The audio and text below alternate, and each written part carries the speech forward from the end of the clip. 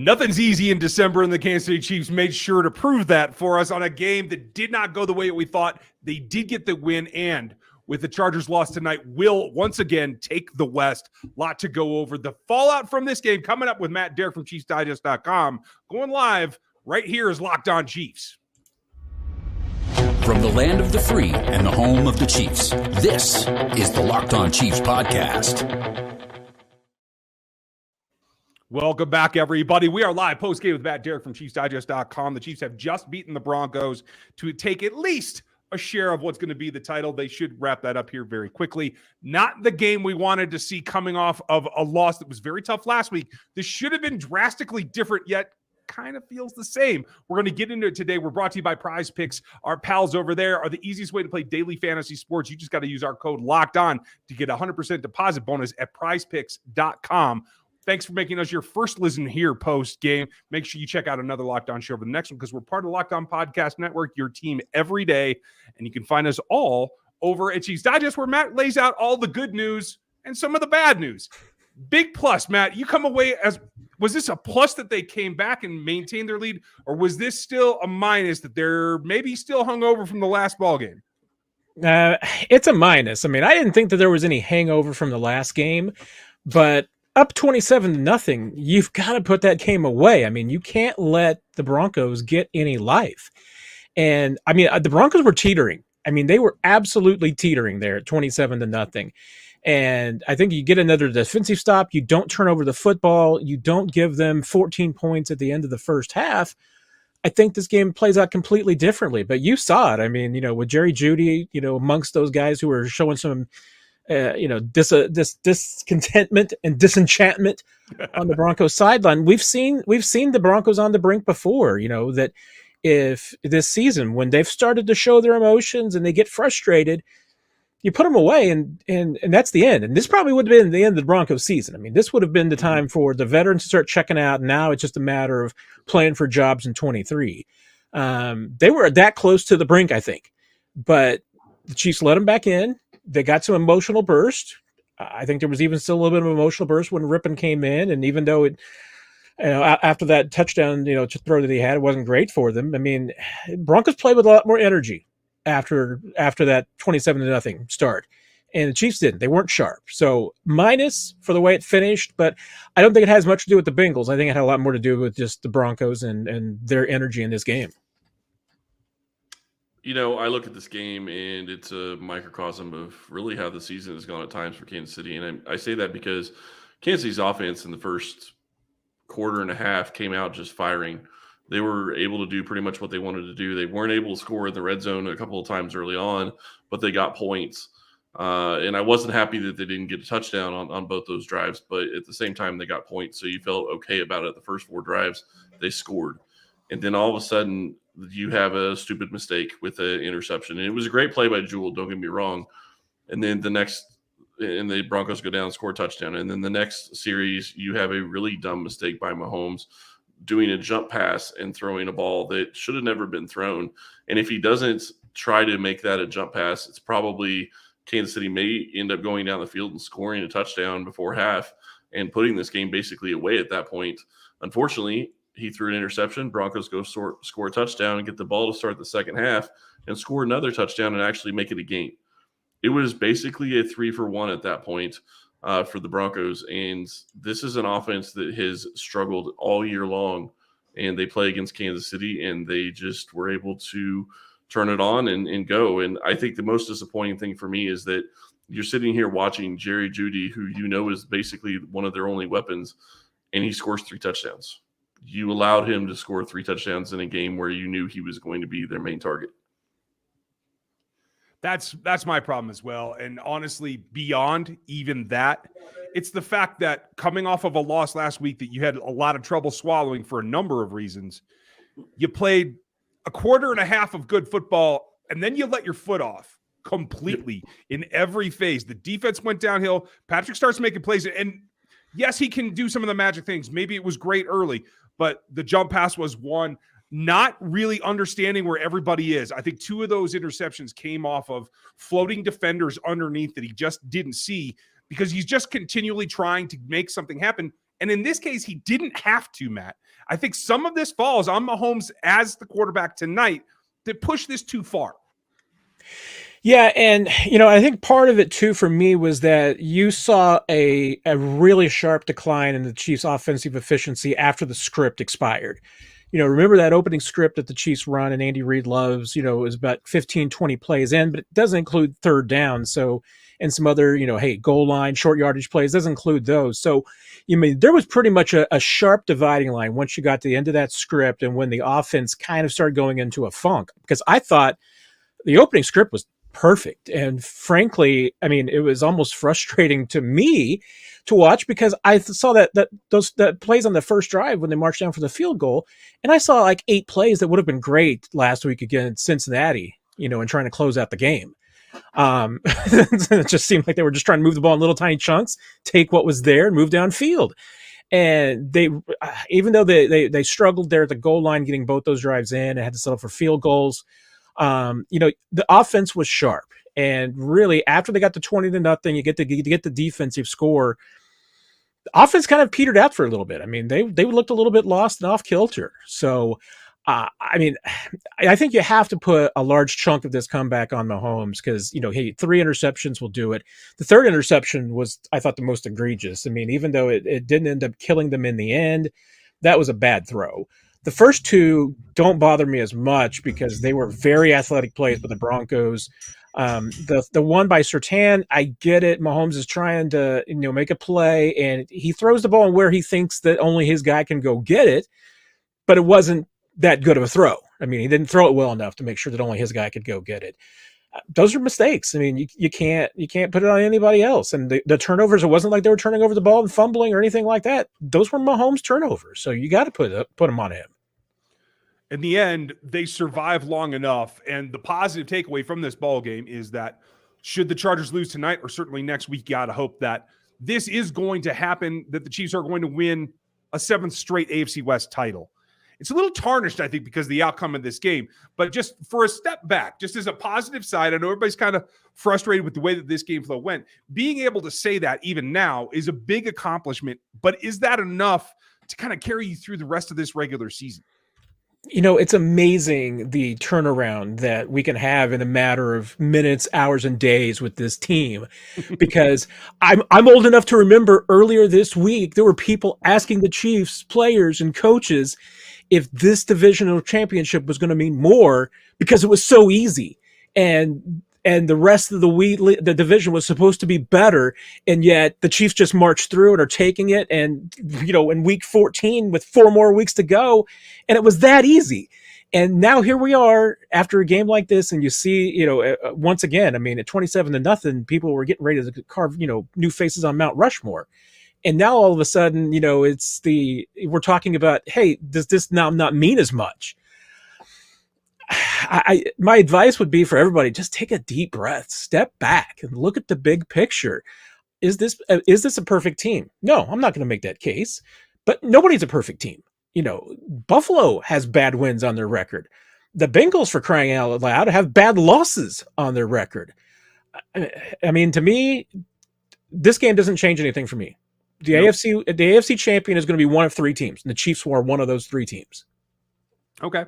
I will take that. And, it's a long road to get to that Super Bowl. We're going to talk about how they get there and what this means for it here in a second. But first, a word from our friends at Turo, because they can give you a long ride as well. They make things easy. They're the world's largest car sharing marketplace. With Turo, you can book any car you want, anything that you're looking for, from a community of local hosts that provide those vehicles. You can browse a huge selection, whether it's pickup trucks for some kind of project that you have going, whether it's a family road trip in a minivan, you want to test an EV or get something a little bit funky that you don't drive every day, you can get it all done there. It makes every single trip backed with liability insurance. Terms and conditions and some exclusions do apply, so check that out as well. But you can get what you want from a local host near you wherever you're going. Forget about rental cars. Go get your next drive at Turo.com. This episode is brought to you by Audible. Audible is releasing a slate of new football podcasts that we're sure you're going to love. That's why you'll be able to find a sneak peek of Think Like a Champion available right now as a bonus episode on Locked On Presents. Think Like a Champion is a brand new podcast from Russell Wilson and Audible. Russ is a champion on the field, but off of it We rarely know the grind on the path to greatness. Russell Wilson, alongside co-host Terry Wilson and Trevor Moawad, digs into how high-performance athletes, artists, and leaders push the boundaries of their potential. Each episode features interviews with Olympic medalists, NFL stars, and business leaders. Head over to Locked On Presents for a sneak peek of Think Like a Champion, or catch the full series available wherever you get your podcast. Available everywhere now. Audible, get in the game. I would like to get in the game with Audible. And I want to talk about a couple of guys who did get in the game. For a couple of weeks, it's been the Pacheco show in the run game. Comes out today, the offensive line gave him some holes, gave him some support. Another, I think it was 13 carries for 70 yards, 5.4 a carry. This is good enough run game to support what you're trying to get done. There were some occasions that we'll talk about that probably weren't the greatest. But, Matt, is this run game, especially when you look at what McKinnon can do, like supplementing, particularly in the pass game tonight, is this enough to carry them through the postseason? Is this run game enough to help them go the distance? Yeah, I'm on the fence right now. I mean, I honestly need to see more. And, it's, to me, hey, it's a bit curious that, you really saw Ronald Jones with no work today whatsoever. It has become, it's a two-man backfield now. It was a three-man backfield earlier with Clyde. Now basically it's a two-man backfield. We'll see if it ever becomes a three-man backfield again. I mean, obviously Melvin Gordon's option later on too. We'll see, but right now it's Pacheco and McKinnon. And I was just still a bit intrigued about the fact that it was a very clear delineation about who was who and what is what amongst them too. I mean, if you're throwing the football, Jerick McKinnon's on the field. If you're running the football, it's Isaiah Pacheco. And not a lot of crossover there. So, I mean, I expect some of that because McKinnon is certainly the guy that the Chiefs trust in certain situations. And I don't get the sense that this is going to be like past Chiefs playoff runs where once you get to the last, few games of the season and into January, that it's veteran time. And that's when, maybe McKinnon will get the football, like a Damian, Williams took over and, secured the backfield. I still think Pacheco is going to be the lead guy, but it's going to be a committee approach, and I just don't know if that is going to be enough because the downside is that you're a little bit too predictable. Now, the way that they were getting McKinnon the ball today was a more unpredictable. That's why it worked, and it had a couple of obviously big plays. But I just need to see more to see if that can be sustained. So let's see what happens, and let's see if the Chiefs are willing to give one of those guys a bigger share of the load. Because I think that by the time you get to January into playoffs, I think it needs to be one over the other. I don't know if the backfield, the committee approach is going to work in the playoffs. I think there's bigger questions. I agree. I don't think the committee approach is going to work, and I do think that it's going to be interesting when you get a guy like CEH back. I think he's going to be back for the playoff run. But really, the bigger question for me right now has got to be on the defensive side. I understand that they're playing in Mile High. They're playing up in the altitude. They got a lot of sacks. That's fantastic. But you can't go and play a Denver offense like this and allow the kind of points that they allowed. And quite honestly, I'm not exactly sure what to really say about it. I mean, there was a bad penalty. I still don't agree with the penalty on McDuffie. I mean, I get it. He just kind of threw the ball up in the air. Matt, you commented about that on Twitter. You just kind of pray and throw the ball up in the air and you get a pass interference penalty. I don't agree with those types of plays, but the defense didn't do enough in this game, and it really almost cost them at the end. Yeah, and that's one of the things that I'm really torn on in this game because, like we were talking about earlier, I go back to the fact that this was a Broncos team that was on the brink. I mean, they were literally one play away from, I think, packing it in completely for the season.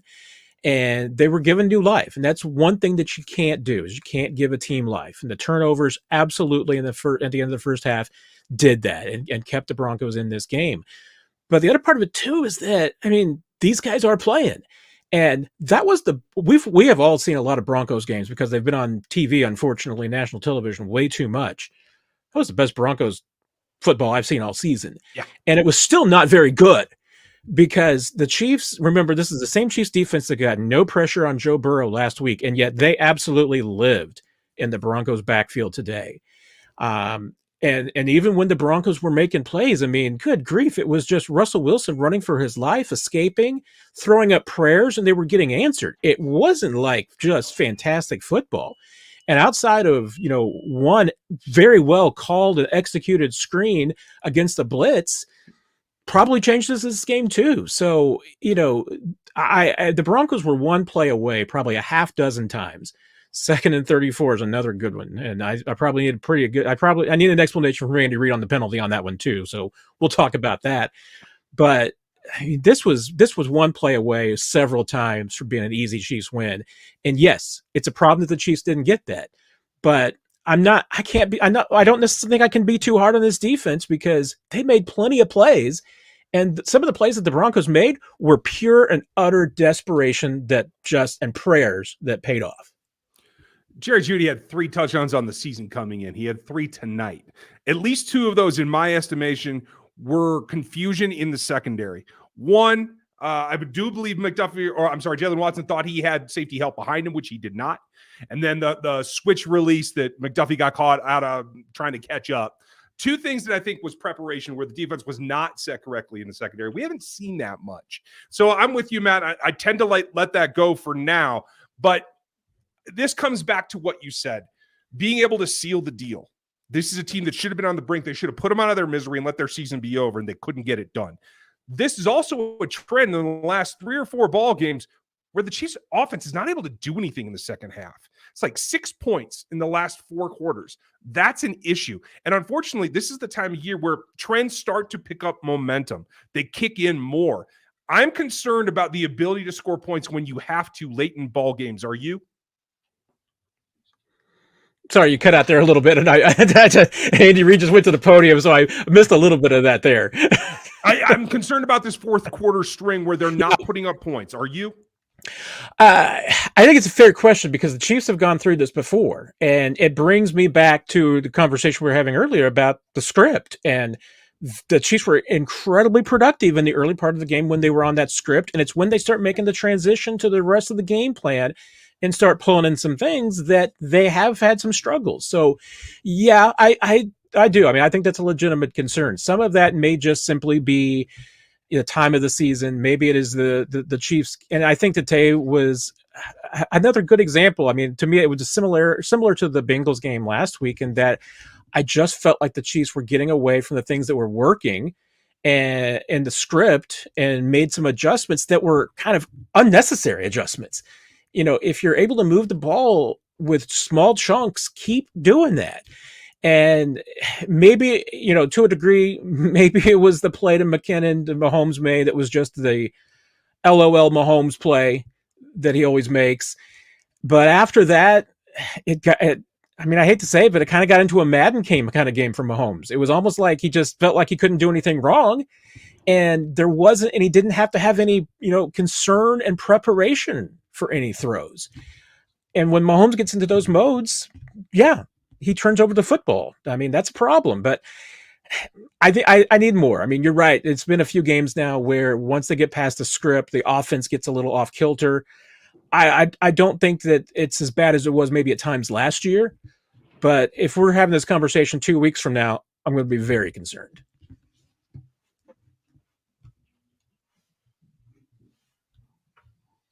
Chris has got something to talk about, I'm sure.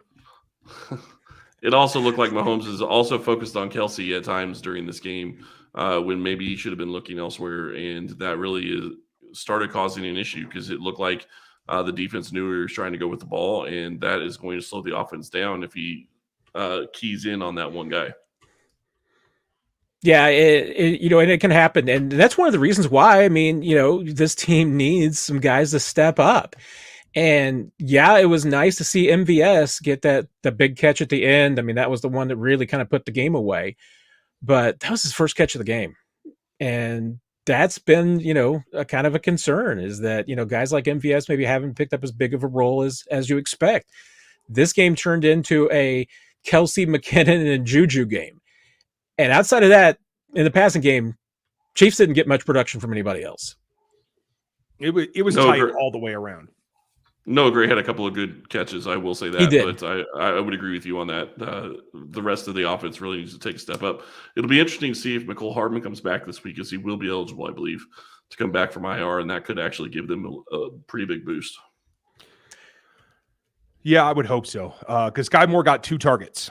Obviously, Tony didn't dress, so some issues there. But there are some of the guys that I think offer both speed and short area quickness that can really make a difference here coming up. They're going to have those. Let's hope that it's not roster dependent as they get into the postseason. We're going to talk about the pluses and the minuses, who stood out good and bad, as well as give our game balls out here in just a minute. But I do got to tell you, if you want to play daily fantasy sports, a moment from our buddies over at PrizePicks will get it done for you. And they are the easiest way to play daily fantasy sports. Today, the line was at 270.5. If you had Patrick Mahomes throwing for more than that, then hey, you're a big winner because it came out at 352 on the day. If you had less, well, then you better roll them again, because all you got to do is set that line and take the more or the less of what PrizePicks has told you is that barrier. You do that 2 to 5 players, you put 10 of them together, you can win 10 times your entry fee. You can do it for any sport that you like, even ones you've never heard of, because there's some that I haven't. You can take 60 seconds. It's fast, easy, and safe to get your withdrawals. It's operational in 30 states and Canada, because they count as well. All you got to do is go to the PrizePicks app in any of the app stores, or go to prizepicks.com to play daily fantasy sports and use our code Locked On.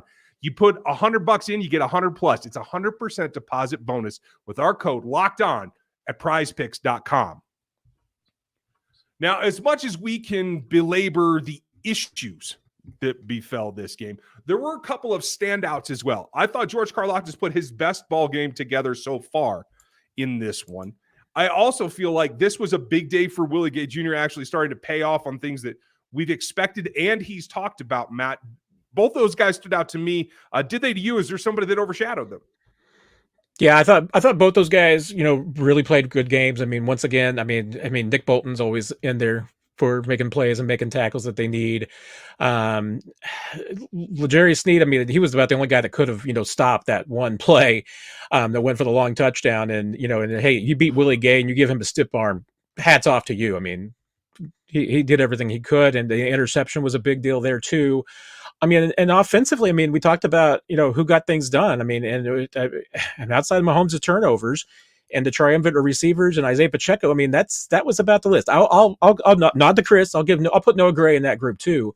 The offensive line, I probably need to see a little bit more on the tape afterwards, to make a firm decision. I mean, it's always tough to judge live. I mean, I will say that on the defensive side, Brandon Williams looked like he had a couple of good moments, and he got in there with that sack with Darius Harris. But hey, you pile up, did it end up being 6 sacks for the Chiefs defense? That's a lot. Yeah. So, it's hard to say you played a terrible game if you picked up 6 sacks. And that's fair. And half did go to Williams. He did get, I think, a second hit as well. So that's more production they've gotten out of DT2 in quite a while. So kudos to Brandon Williams. Chris, what stood out to you? I think you both nailed it. I think, Willie Gay, obviously, the interception, I think that shows a lot of what we've been hoping to see from him, the athleticism to get up and knock the ball down and then be able to run it in. Obviously, the second he got past Russell Wilson, I knew it was going to be a touchdown. I didn't think anybody was going to catch him. L'Jarius Sneed, I thought, being able to track the ball, and I know that seems like it was an easy interception. I was actually worried Nick Bolton was going to run him over the way it looked like they were going after the ball. And, on offense, I think Isaiah Pacheco is not going to get enough credit for some of the runs he had. And his run in the game tonight was huge. He put his head down. He went and he got the yards. He held onto the ball, and he made the Broncos players pay, and he got the first down and sealed the game for him. He did do a heck of a job. It was classic way to run out a game, something we haven't seen from Andy Reid. For an atypical game, Matt, who stood out to you the most? Who gets your game ball? Hey, I joked on Twitter, and I am going to have to give at least a hat tip to Tommy Townsend, because he had a couple of huge flipping the field punts, including that last one that really ended up, flipping the field for the Chiefs. And hey, shout out to the punter. I'm going to go because I know who you guys are going with. So I had the third pick today. I just want everybody to know I had the third pick. So off the board third, it was a quiet game for him, but Chris Jones made the defensive play of the day. The forcing that interception, that was 100% Chris Jones. I mean, L'Jarius Sneed just cleaned it up. So Chris Jones forced that interception. He had the sack as well. And the reason why, certainly that the Chiefs were able to get a lot of production is the Broncos were worried about Chris Jones. Other guys were getting their one-on-one matchups and they were winning them. But tell you what, Chris Jones was getting plenty of treatment too, and he was beating everybody. I mean, he was absolutely disruptive wherever he was lined up again today, so that it wasn't, if he wasn't making plays, it was allowing other guys to do that. Chiefs don't get 6 sacks without Chris Jones doing some quiet, dirty work somewhere. So from the defensive side, I'll give him my game ball. Well, I'm going to stay on the defensive side too. We'll let Chris represent the offense here, because Willie Gay made a play that we've been waiting for him to make for at least 2 seasons, and one that he's been talking about. This was, I think, peak Willie's performance, because he not only had the heads-up play to bat the ball, but then to come down with it. There's a lot there. I thought he had a good game all the way around and turned, 4th in tackles with 5 combined. There was also the TFL as well. So a big, well-rounded game that I think that gave them a spark when they needed it. It was just kind of business as usual until Willie got things done. So kudos to him. He gets my game ball this week. Can't argue with either of those. And I will say, I think Chris Jones had a huge play on that sack. And actually, pulling the QB back and causing the second interception, I think that was huge as well. And there were times I saw him being triple teamed in that game. Not just double teamed, but he had 3 guys on him and was still causing havoc in the middle of that the offensive line of the Broncos. My game ball is going to be pretty easy. It's going to Jerick McKinnon. 2 touchdowns, over 100 yards, 7 catches. And to be fair, I guess I'd have to give a little bit of a hat tip on Patrick for the long touchdown pass. That was an underhand pitch type thing that went forward, and McKinnon was wide open and just ran to the end zone and had nobody around him. So congratulations to him. McKinnon had a heck of a game and played huge for Kansas City, and going over 100 yards catching or 100 yards receiving for a running back in this offense. I think that's pretty good, especially considering how much he splits time with Pacheco.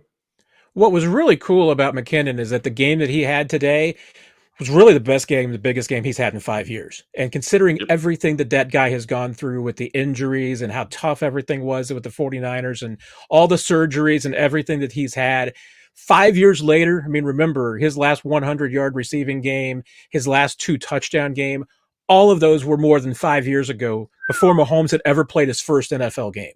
So that's pretty cool that McKinnon's able to get back and return at this age and have that kind of success. Yeah, and at that position, that's always a tall order. Folks, make sure you check out Chiefs Digest. You can have all of Matt's work there. You can find my breakdowns over at RGR Football, as well as NFL 33 for the league-wide stuff. And don't miss Chiefs Corner for what Chris is breaking down for the Chiefs. There's a lot coming this week. We're going to have to see this. We're going to have to take a step forward, see what happens tonight. Lots. Matt's going to be back on Wednesday. We're going to have more breakdown for you tomorrow and further analysis. Matt, thanks for your time post-game. We really appreciate it. It was a pleasure, guys. Take care, everybody. You guys have a great Monday, and we will talk to you tomorrow.